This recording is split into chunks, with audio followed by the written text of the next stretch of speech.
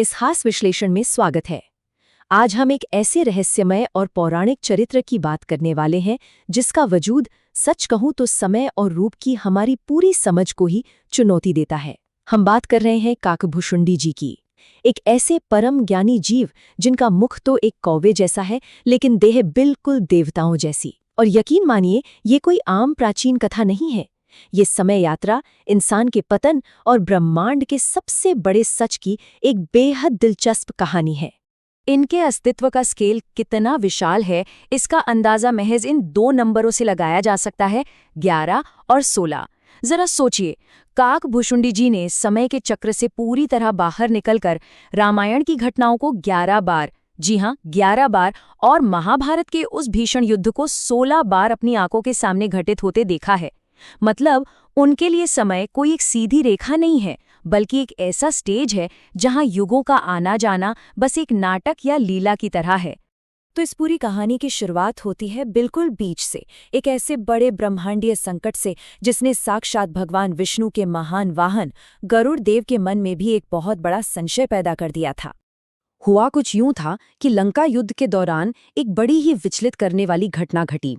रावण के पुत्र मेघनाद ने भगवान राम और लक्ष्मण जी पर एक मायावी अस्त्र चला दिया, नागपाश। इस अस्त्र से हजारों नाग निकले और उन्होंने दोनों भाइयों को जकड़ लिया। अब गरुड़ देव ने आकर उन्हें मुक्त तो करा दिया, लेकिन उनके मन में एक बहुत बड़ा सवाल घर कर गया। सवाल ये था कि अगर भगवान राम स्वयं परमेश्वर हैं, तो वो एक साधारण से नागपाश में बंद कैसे सकते हैं। इस बेचैनी और संशय का उत्तर खोजने गरुड़ देव सीधे ब्रह्मा जी के पास पहुंचे। ब्रह्मा जी ने उन्हें समझाया कि भाई, ये रहस्य केवल किताबी या बौद्धिक ज्ञान से नहीं समझा जा सकता, इसके लिए अनुभूति चाहिए। और उन्होंने गरुड़ को भगवान शिव के पास भेज दिया। भगवान शिव ने मुस्कुराते हुए गरुड़ को अयोध्या की ओर दिशा दिखाई, एक ऐसे अद्भुत जीव के पास जिसने अनंत कल्पों तक रामकथा का रस पिया है। वही परम ज्ञानी काकभुशुंडी, कौए के मुख वाले इन ऋषि के पास ही इस रहस्य को सुलझाने की असली चाबी थी। अब दिलचस्प बात यह है कि जब गरुड़ देव उनके आश्रम पहुंचते हैं तो काकभुशुंडी जी उनके सवाल का सीधा सीधा जवाब नहीं देते, बल्कि वे अपनी ही उत्पत्ति की एक बेहद दुखद और इंसानी कहानी सुनाना शुरू करते हैं। अनगिनत युगों पहले की बात है। ब्रह्मांड के ये महान ऋषि दरअसल एक साधारण इंसान हुआ करते थे। एक बिल्कुल आम परिवार था, माता पिता और 4 भाई बहन। सब कुछ ठीक चल रहा था कि तभी एक भीषण अकाल पड़ा। भूख और तड़प के उस भयानक दौर में उनके पूरे परिवार की जान चली गई।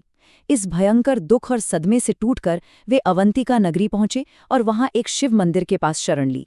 यही वो मानवीय संघर्ष था जिसने उनकी आगे की इस पूरी यात्रा की नींव रखी।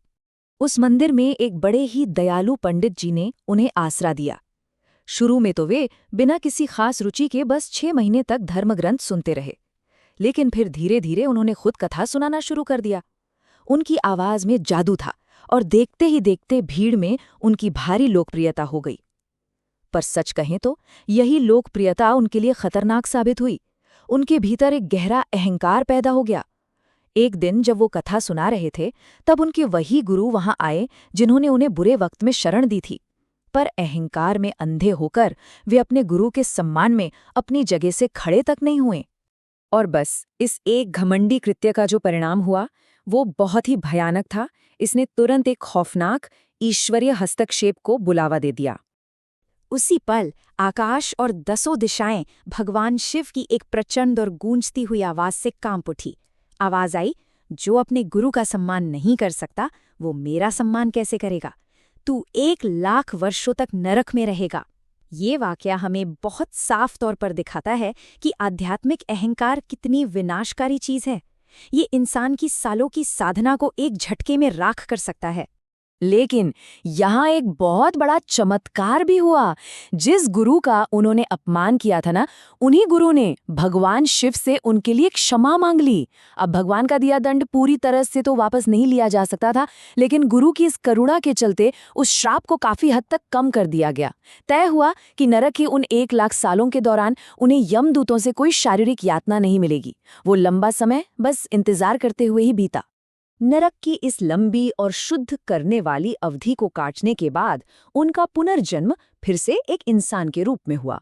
अब तक अहंकार थोड़ा कम तो हुआ था और भक्ति के बीज भी फूटने लगे थे, लेकिन वो जो अड़ियल, हर बात पर तर्क करने वाला स्वभाव था ना, वो अभी भी नहीं गया था।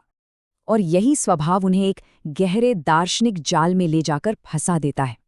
एक दिन महान तपस्वी लोमश ऋषि के सत्संग में वे इस बात पर उलझ गए कि ईश्वर का भौतिक या साकार रूप आखिर जरूरी ही क्यों है।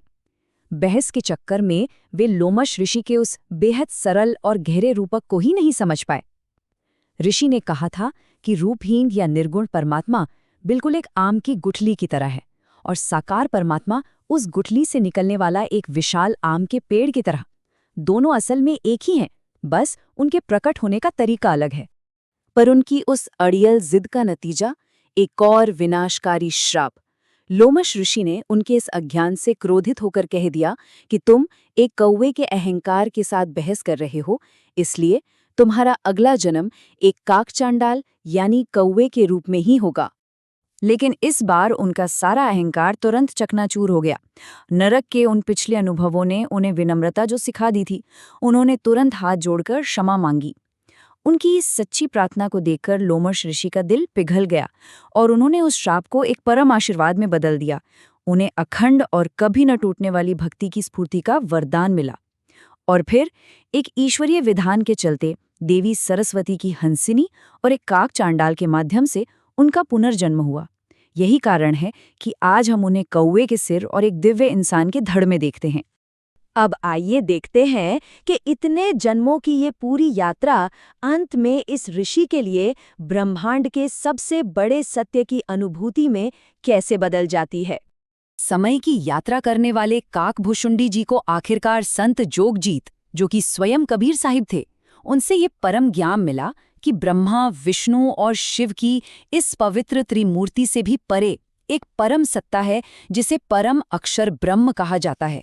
और सबसे चौंकाने वाली बात ये थी कि खुद त्रिदेवों ने भी इस रहस्य की पुष्टि की। बस इस परम ज्ञान ने उन्हें समय और जन्म मरण के सारे बंधनों से हमेशा के लिए आजाद कर दिया। और यहीं आकर ये पूरी ज्ञान यात्रा हमें बिल्कुल सटीक रूप से वापस उसी सवाल पर ले आती है जहां से हमने शुरुआत की थी, गरुड़ देव का वो बड़ा संशय। तो काकभुशुंडी जी ने गरुड़ को जो सबसे अहम बात समझाई वो ये थी कि भगवान राम का उस नागपाश में बंधना असल में कोई हार या कमजोरी बिल्कुल नहीं थी। वो तो बस एक लीला थी, यानी एक ईश्वरीय खेल। ईश्वर खुद जानबूझकर मानव रूप में इन कमजोरियों और सीमाओं को अपनाता है ताकि इंसानों को शिक्षा दी जा सके, उनके अहंकार को तोड़ा जा सके और उनके दिलों में गहरी करुणा और भक्ति जगाई जा सके। जरा सोचिए, जो सत्ता इस पूरे ब्रह्मांड को चलाती है, भला उसे कोई नागपाश कैसे बांध सकता है? वो तो बस हमें ज्ञान देने का एक तरीका मात्र था। तो ये पूरी कहानी हमें एक बहुत ही गहरे विचार के साथ छोड़ जाती है। समय यात्रा करने वाले इस महान ऋषि की महाकाव्य जैसी यात्रा, उनके इतने सारे जन्म, वो श्राप और फिर वरदान, इन सब को देखकर एक सवाल उठता है, क्या इस जिंदगी की सीमाएं, हमारे संघर्ष और हमारी विफलताएं सच में हमारी हार है, या फिर क्या वे भी उस परम सत्य और सबसे गहरे ज्ञान को हमारे भीतर जगाने के लिए रची गई किसी महान लीला का ही एक हिस्सा है? ये वाकई एक ऐसा रहस्य है जिस पर हम सबको विचार करना चाहिए।